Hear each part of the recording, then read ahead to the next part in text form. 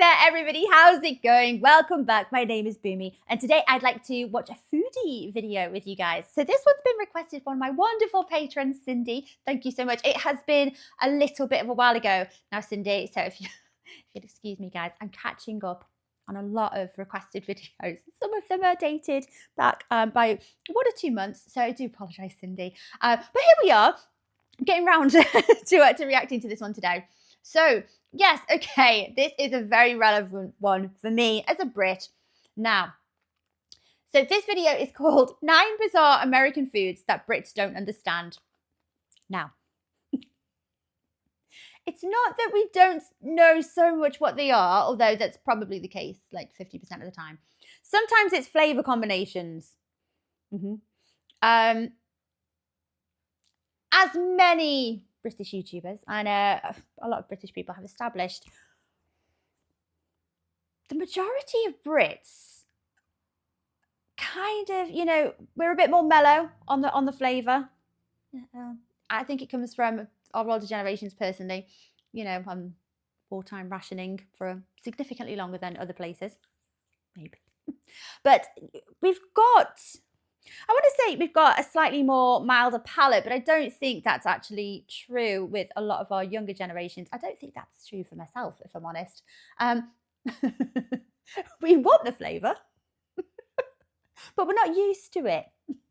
I think that's what it is. That's probably the fairest way to describe it. And I can't speak for everyone in the UK, but I think as a general thing, a lot of people do tend to find Americans, for example, if you come over to the UK and taste a lot of our cuisine, by comparison, I think it's a fair comment to say that you'll probably find it, I don't want to say bland, but mellower in flavour.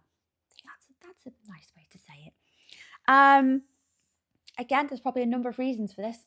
But flavour combinations, unusual flavour combinations is definitely something that will get an eyebrow lifted from a lot of Brits. Like, you put what in what? Oh, what on earth does that taste like? Now, I don't think there's a reluctance to try it. I think a lot of, especially younger Brits, I think we're very inquisitive about American cuisine. But yes, and these days we're so better connected and things are so much more available. We're able to try an awful lot more of American cuisine than we've ever been able to before, over the years. I, for one, I'm trying an awful lot of American foods, which I've only ever seen on TV. And it's a bit of a surreal experience, actually. It's lovely being able to try them. So you can actually put a flavour to something that you've grown up watching. It's a bit of a bizarre experience. But anyway, I'm blabbing now. So yes, I think it's a combination of things as to why we would find a handful of like American cuisines odd. And I think it's flavor combinations. And obviously, with things like Tex-Mex, there are flavors that we wouldn't have experienced before. An awful lot of herbs, different food preparation methods, different ways of cooking meats. So yes, a little bit different. I'm not surprised that the majority of Brits find a handful of things a bit bizarre, but it's just not what we used to. That's what it is. So here we go. Here is a video from Girl Gone London, which is interesting. So we've had, I'm assuming this is an American YouTuber that's come to visit the UK and blogging about it, maybe. Blogging? Doing a video. So Cindy, you say, this YouTuber just posted this today. Well, it was 2 months ago. And she's done her homework to translate American menu items to British people. So I thought you'd be interested. I am absolutely interested. Okay. So, oh, she's the middleman. She's going to be the translator. Explaining these things to us in a British way. I don't think you can explain these things without having tried both sides. Do you know what I mean? And then it's easier because then you can use other foods that these flavors taste like and you can try to explain them that way. That's how I try and explain a lot of American flavors to British people. Anyway, especially when you're trying to explain it to grandparents. Oof, that That's a mission in itself. Right, I've done an awful lot of talking already. Let's crack on with this video. Let's see what these 9 bizarre foods are all about. And guys, if you're enjoying these reactions, don't forget to hit that like and subscribe. Thank you so much, my lovelies. If you're interested, I have a Buy Me Coffee account. That link is over here. And if you would like to help support this channel any further, I have a Patreon account, and that link is in the description below if you would like to check that out. There's a moment that happens in every British person's first American diner experience. You've ordered what you think is a simple breakfast, and suddenly the waitress asks if you want your eggs over easy, over medium, or sunny side up, while offering you a choice between hash browns, home fries, or grits. They also want to know if you want bacon or sausage links with your short stack or full stack. By the time she mentions something called chicken and waffles, most Brits are quietly wondering if they've accidentally wandered into some food fever dream. Or if they've accidentally ordered dinner.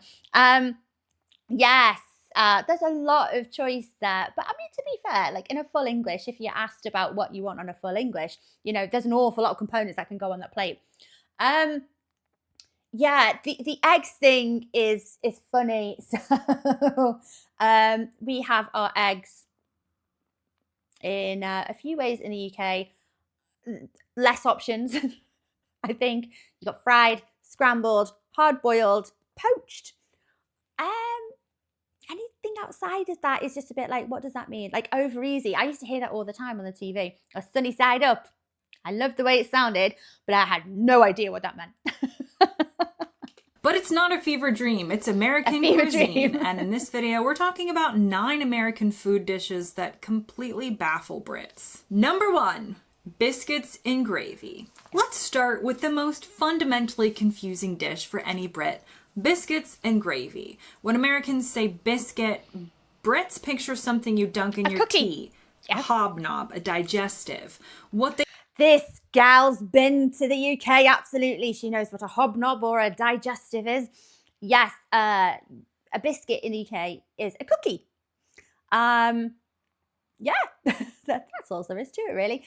So we envisage literally a digestive biscuit with instant Bisto-looking gravy poured over the top of it. So if you see a grimace from a British person at the mention of biscuits and gravy, don't take offense, guys. It's because in our British brain, we have this vision of a digestive biscuit with gravy poured over it, which I'm sure many of you would agree sounds gross. But I urge any British viewers to tuck right in and try these if you're given the option to, or make them, whip them up yourselves. They are bloody lovely. They are so, so tasty. And again, this is a very British thing to be put off by a white coloured gravy, because all of our gravies are made with the browning, the meat juice. So most of us will only ever see gravy in a shade of brown. But it's made differently for our British viewers. It's like more the roux colour, that's the white, isn't it? And made with the juices from the sausage meat, which of course it's colourless, isn't it? It's pork. So don't be deterred. Get your bib on, tuck in, yum, yum, yum, yum. I don't picture as a fluffy, buttery scone-like creation drowning in white sauce. The history behind this American Southern staple actually makes perfect sense. Dating back to the Revolutionary War, this was working-class food at its most practical. All the best Cheap ones are. flour could be turned into filling biscuits, while sausage drippings could be stretched into a protein-laced gravy that would fuel laborers long throughout the day. Food historians actually trace the roots of this dish to Scottish and Irish immigrants who brought similar techniques to Appalachia. But try explaining that to a Brit who's staring at what looks like a savory scone drowning in bechamel sauce at 8 in the morning. British food writer Jay Rayner described his first encounter with biscuits and gravy as like someone had taken everything I thought I knew about breakfast and fed it through an American translation machine. Because the confusion isn't just cultural, it's linguistic. Yes. In Britain, gravy is brown and made from meat juices and served with Sunday roasts, not with breakfast. This white, peppery concoction that Americans serve at breakfast simply didn't seem like gravy. Next up, the combination of crispy fried chicken with... She just hit the nail on the head. I didn't even need to pause it and tell you. She's absolutely hit the nail on the head. That is the confusion. Don't take offense. It's a linguistic confusion. Yes, absolutely. It's a problem in translation. And just not what we're used to. It's different. But again, I urge anyone to just tuck right in and try it. Your life will be changed. Mind blown. Taste buds. Sweet, syrupy waffles represents everything that makes British people nervous about American food. The portion sizes, the sugar content, and sometimes the complete disregard for a boundary between sweet and savory. Now, that is one thing that I will say. Guys, you have down to a fine art. Your cuisine blurs those lines between savory and sweet in the most beautiful way. And if you've got a sweet tooth, it's marvelous. If you don't, it can make you a little bit apprehensive, I think, at times. But again, tuck right in, get stuck in, try it. It's delicious. And I'm a big believer in dishes like this. The sweet heightens the savory and the savory heightens the sweet. It's like they just work so well together. This dish tells a fascinating story of America's cultural fusion.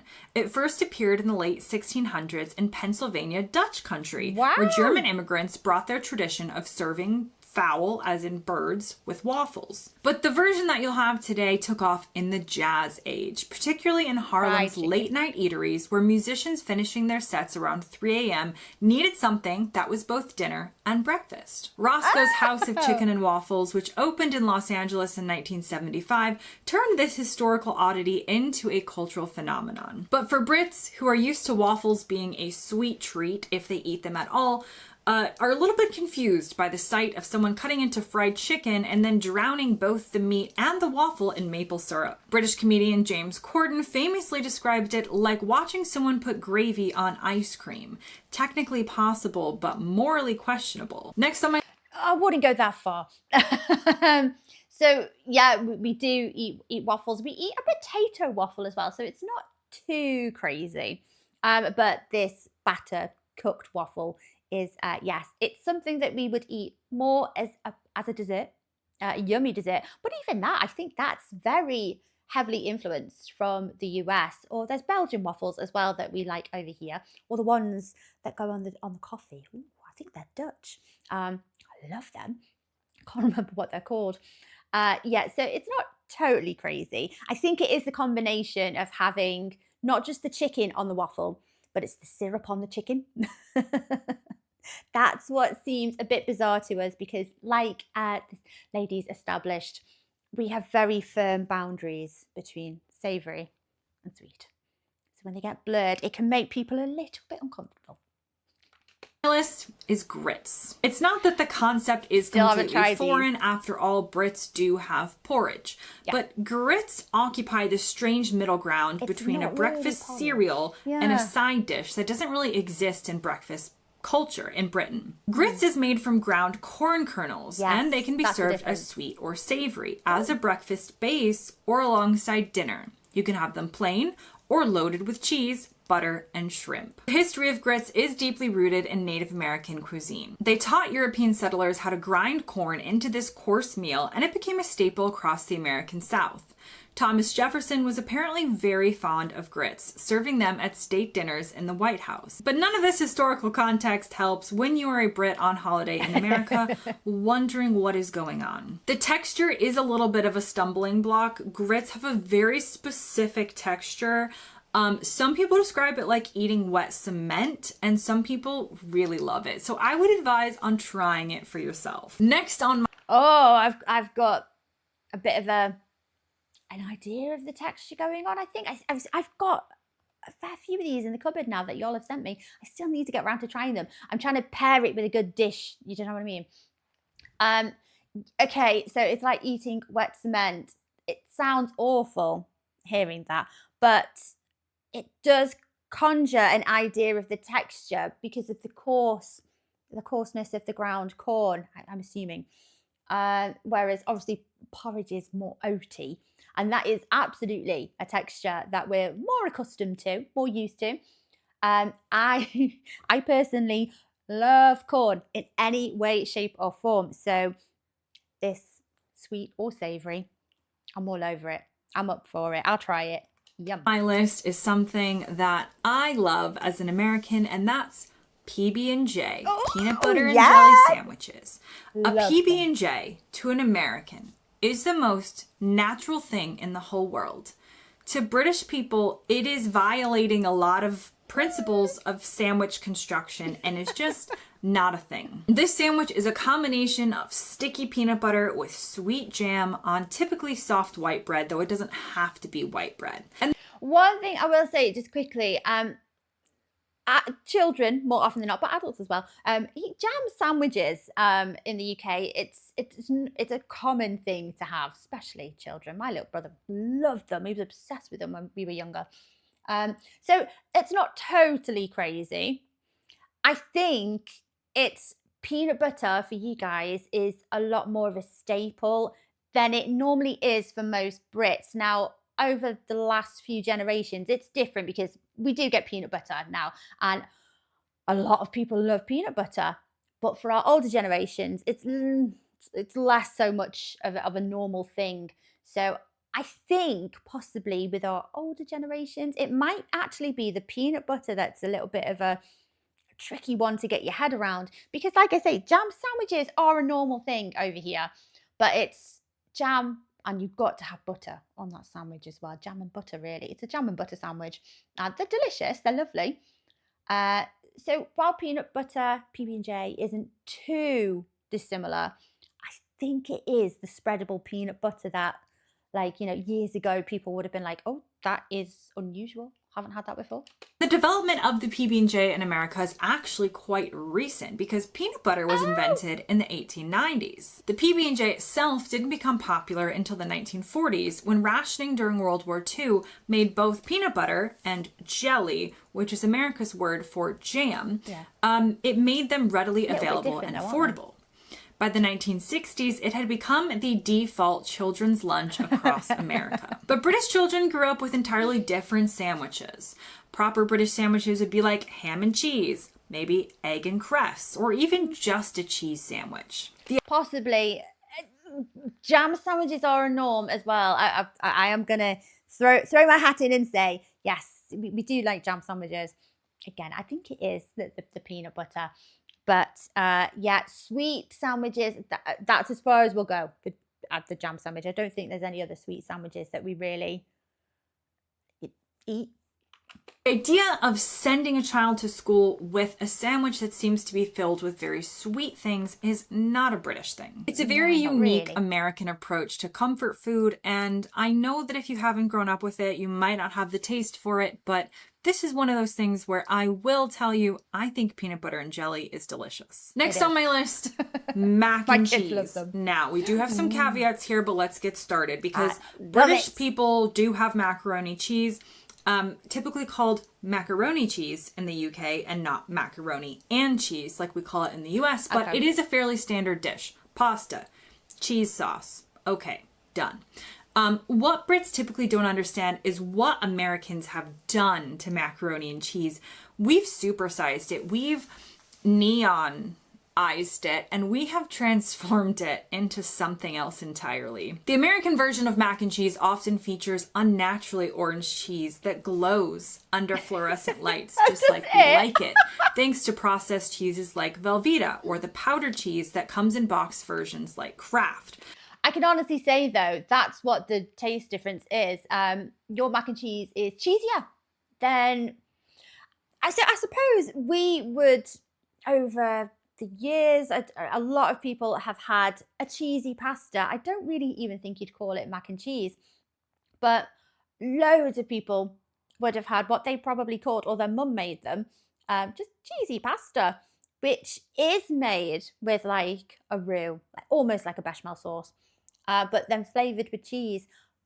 However, American mac and cheese it hits differently. It's cheesier. It's more velvety. And, we have a habit of like throwing things like bacon and peas in it. So it kind of turns it into a bit of a different dish. But mac and cheese, again, as we're all more connected as the years go by, there is a big demand for trying American staples. So mac and cheese is definitely a thing over here now, although it's because it's slightly more recent, I suppose. The older generations, I would say, maybe aren't as into it as much, but like my kids are obsessed. They love mac and cheese. The portions of American mac and cheese are enormous, and it's often served as a main course rather than a side dish. Then we have all kinds of fillings. Mac and cheese with hot dogs, mac and cheese with lobster, mac and cheese with truffle oil, mac and cheese served in a bread bowl. Thomas Jefferson is often weirdly credited with bringing macaroni and cheese to America after encountering pasta in Italy. Sorry, Italy. But the processed fluorescent version is a purely 20th century American invention. The development of processed cheese during the Industrial Revolution, combined with American preferences for convenience, transformed this simple comfort food into what we have today. And I would also just like to say, as somebody who has lived in the UK as an American for a long time, Scotland has the best macaroni cheese, no doubt about it. Do they? Next up, corn dogs. Perhaps one of the most iconic American food items that people don't understand. They look amazing. It's called a corn dog. There's not corn in it. It's a hot dog, which we call a Frankfurter or an American hot dog, covered in cornmeal batter and deep fried, obviously, on a stick. Also, obviously. It sounds like something you might invent as a joke, but it is not a joke. Americans created it, turned it into a state fair institution, and actually argue over who invented it, because it was invented around the 1940s, but multiple American cities are trying to claim it. The most widely accepted story involves the Fletcher brothers at the Texas State Fair in 1942, who called their creation corny dogs. The idea was very simple. Take a hot dog, make it portable, again, convenience, and add a sweet corn batter that would make it even more indulgent. This is something that is not eaten in Britain. You are not going to find a corn dog in Britain I mean, listen, I'm sure somewhere there's some American food stand serving corn dogs, but not typically. Do you know, the nearest you can get to having a corn dog is actually a frozen one. You can buy them from the supermarkets. Weirdly enough, they tend to stock them around Christmas time because we think of them as like a delicacy, party food, like at buffet. I mean, because they're not widely available, I don't know how popular they are. I mean, me personally, I over the years have tried to experiment and try and make an awful lot of American recipes. This is one of them. I have tried to make them. However, we don't have ground cornmeal over here. I think we do, like these days, you can probably order it from Amazon, but over the last however many years, we've not been able to buy it very easily. I substituted mine for like polenta, but not the made polenta in its kind of coarse texture kind of form. And whatever I made, it was bloody lovely. It was delicious. I'd happily make it again. I don't know if it was a true corn dog, but yeah, I think if they are not very popular in the UK, it's very undeserved, and I feel like there's a gap in the market there. Franchise, please. This is kind of disturbing. It's kind of disturbing to most Americans as well, but it's part of our culture, so we embrace it. And the next on my list is ranch dressing. Now, ranch dressing is a very, very popular dip or dressing in America. We put it on everything. Salad, which is what I think it's supposed to be for, but pizza, chicken wings, French fries, everything. It's a creamy concoction that's become Potato chip very flavour. popular in American dining, and many restaurants will simply assume you want it with whatever you've ordered. It's become like a ketchup. Now, ranch dressing was invented in 1972 by Steve Henson, who owned a ranch in California and served his homemade buttermilk dressing to guests. Hidden Valley ranch dressing, the most popular type of ranch dressing, became a commercial product, and it had become America's most popular salad dressing. But I think to British palates raised on different condiments like salad cream or even something more simple like a vinaigrette, ranch dressing can be overwhelming. It's very thick, it's tangy, it's heavily flavored with herbs and garlic, and Americans use it in vast quantities. You can find ranch dressing nowadays in some stores in the UK. It's just not very popular. Next on my list. No, it is a bizarre one. It's absolutely delicious. But then again, we do have sauces like salad cream, and that's very tangy. Maybe it's just, maybe to the British palate, having all of those herbs and being tangy, maybe it's a little bit overwhelming. But there's sauces that we have over here that do tend to still split people down the middle, whether they like it or not, you know. The worst one being Marmite. It's vile. Don't ever try it. I am never that adamant on any food being disgusting. However, I very much am with Marmite. Is just deep fried everything. British people aren't used to how Americans deep fry basically everything. Though Britain did give the world fish and chips, but Americans just went one step too far. American state fairs, for example, have become basically labs for deep frying experiments. And you're not just talking about like deep fried food that should be deep fried. We're talking deep fried butter, deep fried candy bars, deep fried ice cream. Somehow it works. Deep fried Twinkies, deep fried Oreos. The list goes on.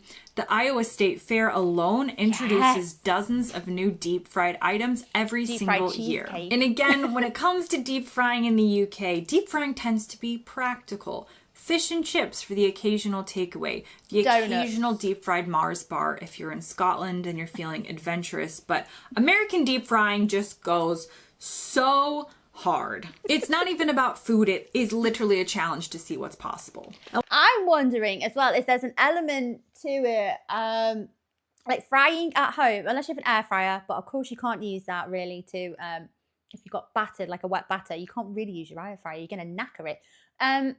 So you need oil, like a big vat of a fryer, and it's not easy to dispose of oil in the UK. You can't just throw the containers away. You have to recycle them responsibly. I'm still not sure what the method is. I think you have to put them back into a container and then directly take them to your recycling centre. So for a lot of British people, frying things isn't worth it anymore. You know, it's a lot more hassle, and I think that's the intention really. It's just kind of put you off frying foods at home. I remember growing up, my parents used to fry chips all the time in this dirty, greasy pan. It was crusty, but it did make the best chips, potato fries. And you know, and fry your own fish and, you know, whatever, chicken. But yeah, they obviously stopped doing that because where do you dispose the oil? You know, where do you take it? You've got to go to your recycling centre, and it's just a bit of a faff. Last on my list are s'mores. A dessert that I love and does confuse British people who haven't had them. So first you take a graham cracker, which is where it already starts falling apart because graham crackers don't exist in Britain. Graham crackers are like sweet biscuits for my British audience watching. They're not crackers. I would actually say they're closer to a sweet whole wheat cracker.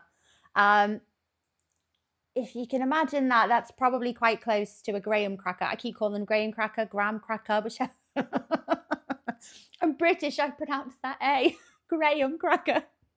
You can get a kind of close with a digestive biscuit, but it's not. If you imagine a digestive biscuit, or if you had a whole wheat digestive biscuit, and there was honey incorporated into that biscuit, into the mix, you're getting closer.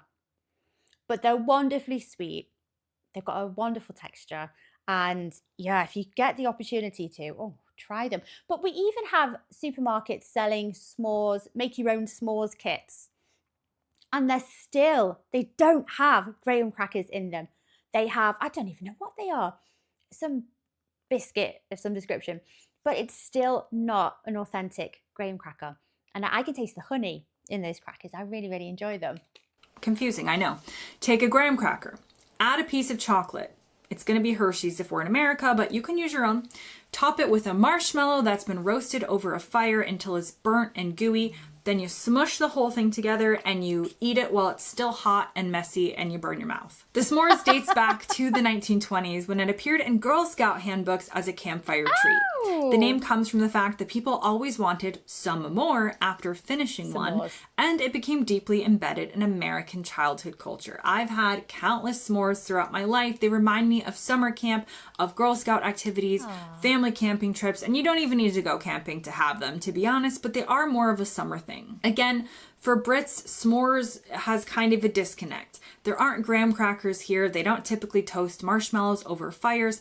And this combination just isn't a food that's eaten in the UK. Now that brings me to the end of this video. Comment below on any other American foods that might confuse you as a Brit. Thanks as always for watching, and I'll see you guys next time. There's so many. Now the s'mores is an interesting one because there's been a lot of interest in s'mores over the years. Again, it's American influence through TV, particularly with our younger generations. And of course, you see these things being made when you're watching the cartoons, films, TV series, and you want to recreate them because they look fun, they look interesting, and you really, really want to recreate what it is that they're making. So I'd say they're probably the most popular they've ever been. But, you know, heating marshmallows over a barbecue. So, I mean, given we only get 1 week of sun a year. So, you know, it's not an awful lot of time to have these barbecue toasted marshmallows.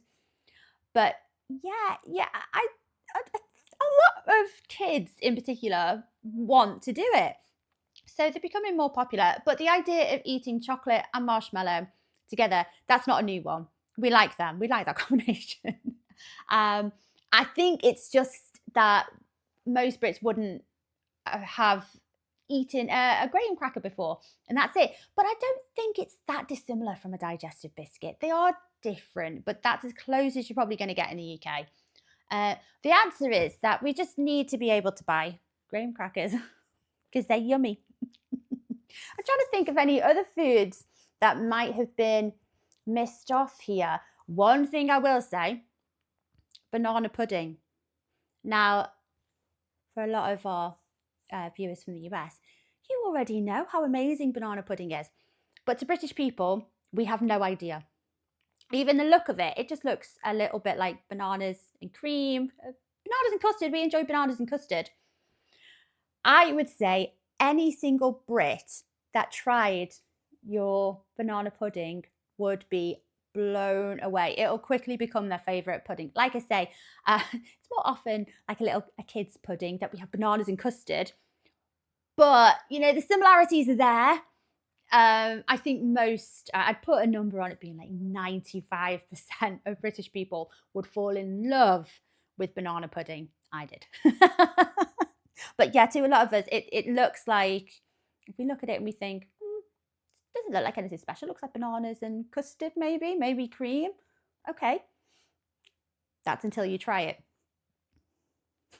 And then you have a ratatouille moment, you know. Thank you for requesting this video, Cindy. It's very, very good fun. It's always interesting to see what Americans who have moved over across the pond and how they compare foods. And, you know, this lady here is in a great position because she's lived in the UK for a few years. So it's like she can act like a translator to tell British people, like, okay, that's American. It tastes similar to this that you have regularly eaten in the UK. And that's it. That's a good position to be in. We need more of them. Guys, I hope you enjoyed watching along with me. Take care of yourselves, and I will see you on the next video. Bye-bye.